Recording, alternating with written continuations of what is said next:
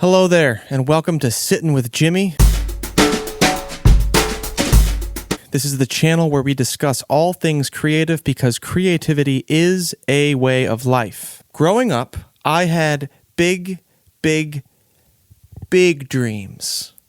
This is how we're starting this one. It's very dramatic. In the early 2000s, I was an awkward, sensitive, and creative teenager searching, as all teenagers do, for a place to belong. Around this time, I think it was around the 8th grade, me and my best friend began spending every free period we had in the practice room of our high school music department, just banging on the piano, pretty much messing around with music and making each other laugh.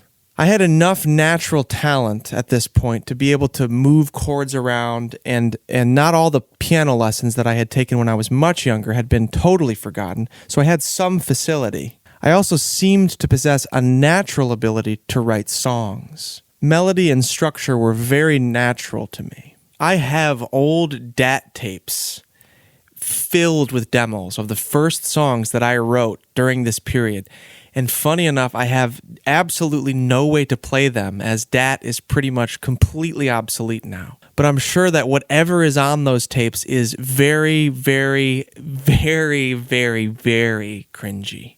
But at the time that I was writing those songs, I had the experience of being visited by what seemed like a supernatural force, a muse, if you will, that filled me with inspiration to write music. I was totally and completely absorbed with it at times, and it was such a beautiful friend to me and gave me this new and wonderful feeling that I belonged to the world. So there was months of this, just hanging out in the practice room, writing songs, and goofing off with music. At the end of that year, fate came knocking. I entered the school's talent show with one of my original songs, and I ended up winning. This was like the entire world opened up to me, and I'm not exaggerating. Girls started to talk to me. People were saying things like I was the next John Mayer and ridiculous things like that. It was like the world had changed for me overnight. And then something began to change in me. I was at that age where I began to believe beyond reason that I was destined to be a musical star. In my teenage brain, the songs that I wrote were already good enough, and there was nothing that anyone could teach me or tell me. So I formed a band, and I spent my remaining high school years dogmatically devoted to it. As teenagers, we are wild in our ability to know practically nothing, but believe that we know everything. It's all of the confidence and none of the humility. It was a confidence like that led me and the band that I was in to move across the country after high school, foregoing college to pursue a dream. It is literally the oldest story in the books, folks. Total cliche. My younger brother, who was our drummer, was 16 years old on the road with a rock band. What could go wrong? This dream of being a musical star slowly and steadily inflated into an identity. And I wore that identity for a long time. It was an identity that was encouraged by the validation that I got in those early years nearly any time I stepped on the stage. I was so confident and so young. In the years that followed, I became tyrannically devoted to this dream.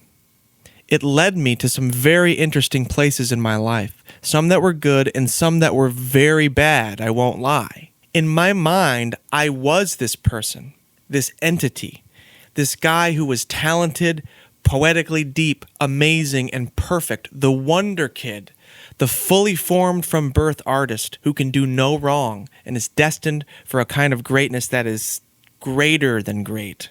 In reality, I was a fairly talented, creative, and sensitive kid, no different than millions of others just like me. I didn't see this when I was that young.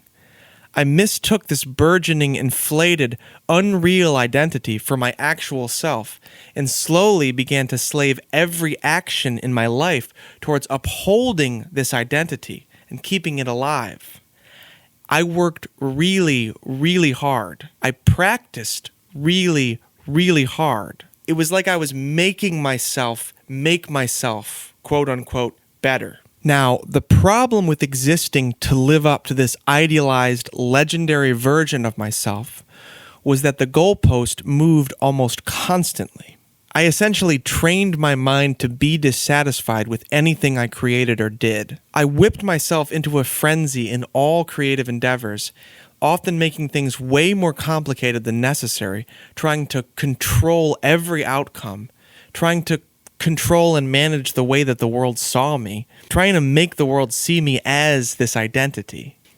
And every now and again, very rarely, I would feel like, maybe I actually am this thing. Maybe I'm actually that guy, only to be sort of knocked sideways again by this egoic identity, because this identity existed only to perpetuate its unattainability.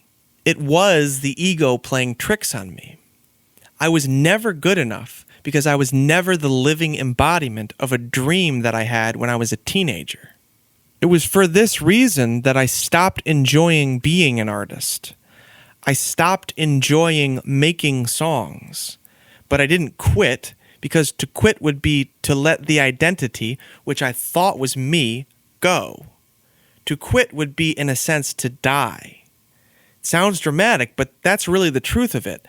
But in my mind, this was all to be expected, and I would tell myself, to make art is to struggle and grapple and claw and climb, right?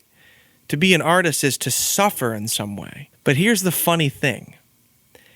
The back-breaking and life-mutating work I did to service this elusive and hungry identity never made my art or my life better. Sure, I learned craft and techniques and became competent with form and more sophisticated in my writing, but I tell you this, my creative friends, whenever I did have the great privilege of being inspired enough to write a song from my heart, whenever I felt I had the fortune of being visited by that old friend, that supernatural muse that visits all creative people in times of vision and focus, the identity had nothing to do with it. It was nowhere in sight. So it had nothing to do with my ego, nothing to do with that greedy tyrant I built inside myself for whom nothing was ever good enough. In fact, creating from a source of inspiration was almost like a respite from this identity, a brief and welcome calm between storms, until, of course, the identity would sneak in the back door and claim ownership of the finished work like a dirty thief.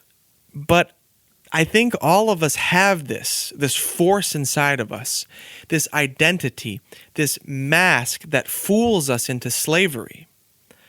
The primary goal of this force is to convince us that we belong to it. But we don't. We belong to the world. Every now and again, and seemingly without reason, this negative force dissipates and a voice of truth emerges in its place. This voice dictates the exact melodies, the precise words, the perfect phrases, the beautiful components needed to create a wonderful song. The voice speaks through you and reminds you that you belong to the world. A few years ago, as life and time went by and my youthful dreams did not come true, I began to realize this. I realized that the work I do to serve my songwriting, developing craft and so forth, can be done without all of this added drama. It's a humbling thing to realize that all this self-directed suffering I endured in the name of being a better artist was for absolutely nothing. Big waste of energy. It makes me almost red in the face to realize that to work in earnest at the craft of songwriting, and for that matter, making all kinds of art, does not require self-flagellation and toxic hamster wheel running. This is something that I wish I knew a long time ago.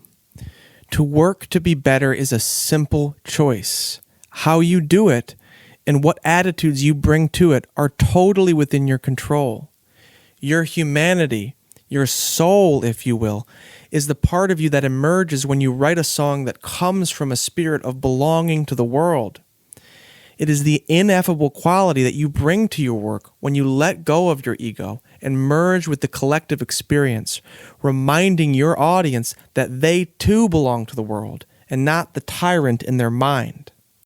I am currently learning to get back to the root of what made creating art satisfying when I first started writing songs. I am learning that the muse that visited me then, back when I knew nothing, is still the same friendly spirit available to me now. I am not perfect in practicing these ideas, not by a long shot, but I am getting better. It is really hard to let go of or reorganize our dreams.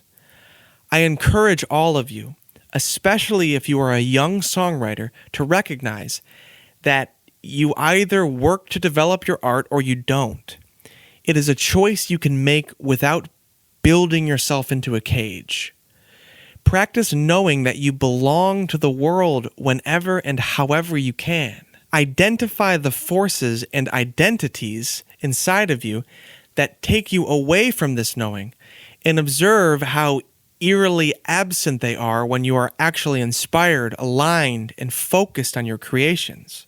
This is the path to a lifelong friendship and collaboration with your muse, that supernatural force that helps you create by reminding you that you belong to the world. So make a song today. Create something beautiful. Get in touch with this sense of belonging to this world and being a part of it. Do something that adds beauty to the world and reminds other people that they belong to the world, because great art will do that. Thank you so much for watching. Thank you for subscribing and supporting the channel. I enjoy all your comments. I love hearing from you guys. Have a great day. Go make something awesome. We'll see you next time.